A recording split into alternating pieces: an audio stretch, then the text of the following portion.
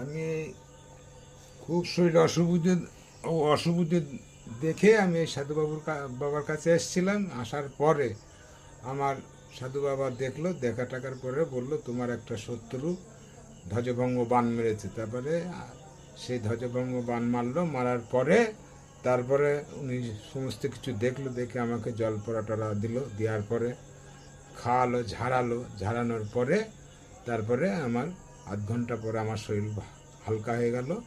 এবং আরও বললো যে তোমাকে আর একটু ঝাড়িয়ে দেবো, তারপরে তুমি বাড়ি গিয়ে ফোন করবা কেমন আছে শরীর। তারপরে বাড়ি যেতে যেতে আমি সুস্থ, একদম পুরো সুস্থ হয়ে গিয়েছিলাম। আমার নাহলে আমি মারাই যেতাম। আমার 3 মাস টাইম ছিল, নাহলে আমি মারা যেতাম। এই সাধু বাবার কাছে এসে আমি ভালো হয়ে গিয়েছি।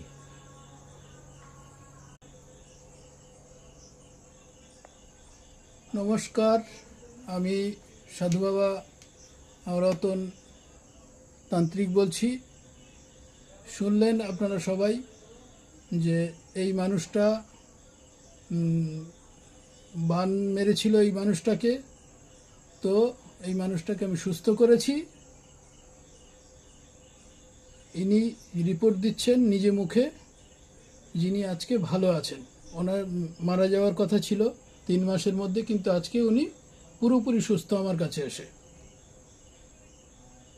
কোটি কোটি মানুষের কাছে আমার এই কথা পৌঁছে গেল যে বিপদে পড়ে, এই ধরনের বিপদে পড়ে আমার কাছে আসলে তাকে আমি সুস্থ করে তুলব।